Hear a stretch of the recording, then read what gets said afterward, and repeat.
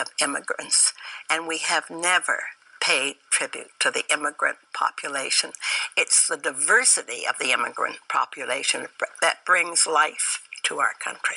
That's the voice of the late Ruth Goldbloom of Halifax in an interview she gave years ago to the CBC about why she helped found the Pier 21 Museum of Immigration on the Halifax waterfront. It's a national historic site, and it's been the gateway to Canada for over 1 million immigrants. Among those newcomers were tens of thousands of Jewish immigrants who arrived by passenger ship at the terminal. Now Ruth's cousins in Halifax are working to have a permanent sculpture of the prominent philanthropist built and placed outside her beloved museum, so visitors can sit beside her and appreciate what she helped create. She'll be sitting on a wonderful bench, enough room to have you and a friend sit beside her and take a group picture and find out a little bit about her. Welcome to the CJN Daily, sponsored by Metropia.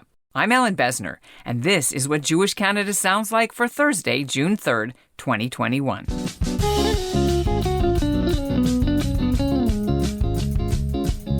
When Ruth Goldbloom died in Halifax 9 years ago, over 1,500 people came to her funeral.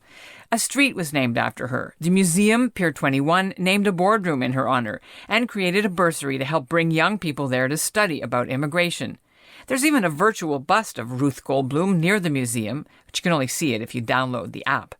Coming up, you'll hear from Dr. Howard Conter and Karen Conter, community leaders in that city and relatives of Ruth Goldbloom. They've raised $250,000 for their campaign they're calling the Honoring Ruth Project. But first, here's what's making news in Canada right now. The crisis between Israel and the Palestinians is causing internal problems for the Jewish leader of Canada's Green Party, Annamie Paul. Media reports say several party members wanted her to show less support for Israel and instead condemn Israel's recent airstrikes on Hamas targets in Gaza during the May upsurge in attacks of rockets on Israel. They also didn't like the pro-Israel social media posts made by one of Paul's staffers. Noah Zatzman called out online harassment that he and his leader have been receiving, and accused some of the members of crossing the line between being anti-Israel and being anti-Semitic. Paul is only the second ever Jewish person to lead a Canadian federal party. The family of a missing Jewish man from Surrey, BC, have doubled the amount of a reward that might lead to finding him. 28-year-old Bernard Grempel was last seen May 14th taking a bus. His sister, Etta Shurak, and her husband, Rabbi Yisrael Shurak, live in the Vancouver area. They and teams of volunteers have been putting up posters and searching. The Shuraks say Bernie's mental health challenges could be a factor in his disappearance. Surrey RCMP are investigating, and the public is asked to call Crime Stoppers at 1-800-222-TIPS if they know anything. And in Israel news, their new president, Isaac Herzog, has strong ties to Canada. He's the son of the late Yaakov Herzog, who was Israel's ambassador to Canada. His cousin was Shira Herzog-Besson. She had a long career working for Canadian Jewish organizations. The new president's grandfather, Chaim Herzog, was Israel's 6th president. Isaac is the 11th. He's a lawyer. He's 60. And right now he runs the Jewish Agency for Israel. Fun fact, the new president's nickname is Bougie.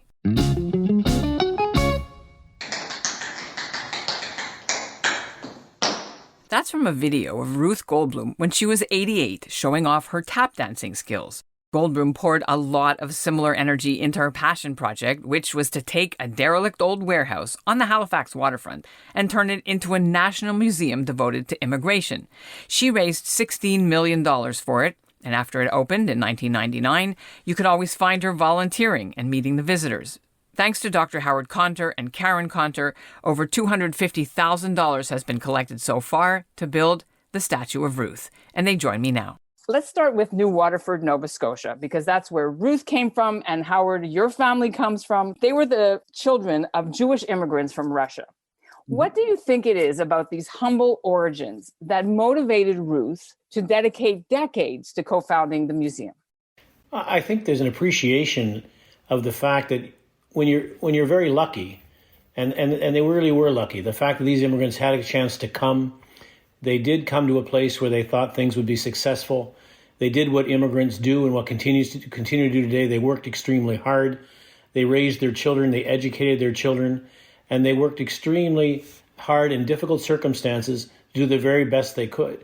So the next generation, of which Ruth would be and what my father would have been, understood very clearly that it's important to give back. They have all kinds of tributes in the building already. So what made you decide to raise money for a statue of Ruth there? One of the biggest things with Howard and I and Pier 21 was whenever you went to Pier 21, Ruthie was there. She'd greet you either upstairs in the museum, in the lobbies, if you were at a function. Ruthie was always there. And it just, people jokingly call it Ruthie's house.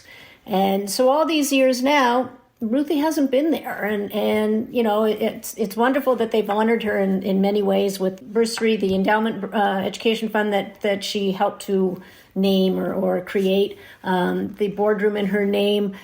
But not a lot of people sit in the boardroom.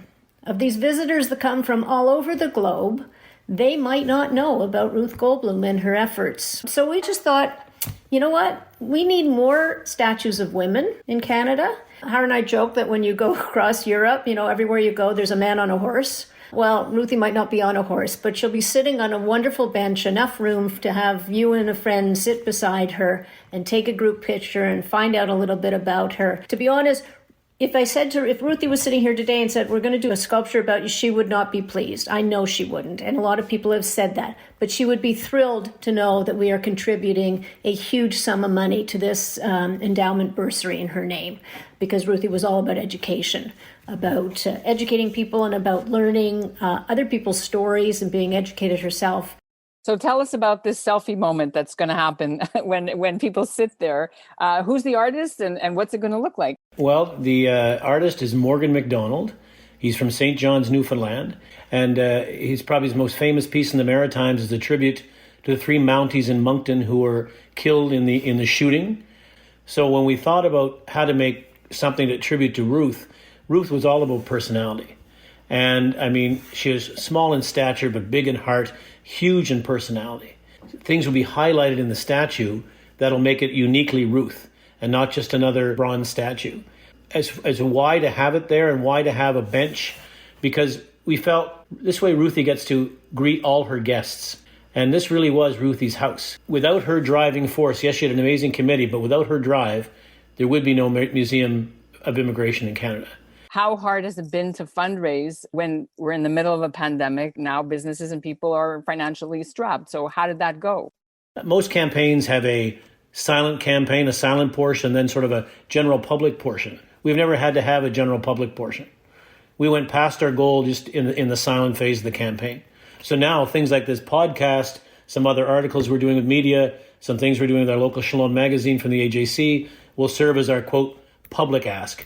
And we are looking for as much money as we can possibly raise. The reason being is every dollar from now on will go to supplement the bursary. And this bursary will be for all junior and senior high students so they can come and actually see and study at Pier 21. You also want to use some of the funds raised to contribute to immigration research. So what we want to do with a research person, and we're hoping to get someone probably to master's level, and they'll be able to do immigration research. Also, because this is an Atlantic Jewish Council project, or it's being fathered underneath the Atlantic Jewish Council, we'll hopefully do some of the focus will be on further research of Jewish immigrations, particularly through Pier 21, and then hopefully from that research, maybe 2 or 3 new exhibits or new projects will actually be shown in the museum based on the research that this student does.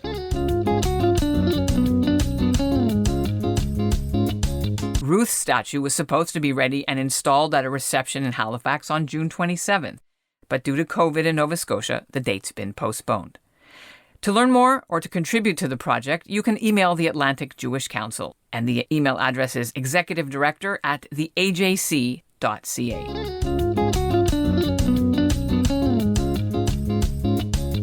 And that's what Jewish Canada sounds like for this episode of the CJN Daily, sponsored by Metropia, Integrity, Community, Quality, and Customer Care. We'll end with a bit of Ruth Goldbloom explaining why her parents and so many others immigrated to Canada. You know, we are a country of immigrants, and whether you came in 1700s or the 1800s or 2009, people came to Canada for the same reasons and continue for the same, because of poverty, religious wars, persecution, or just wanting to make a better home life for their families. Nothing has changed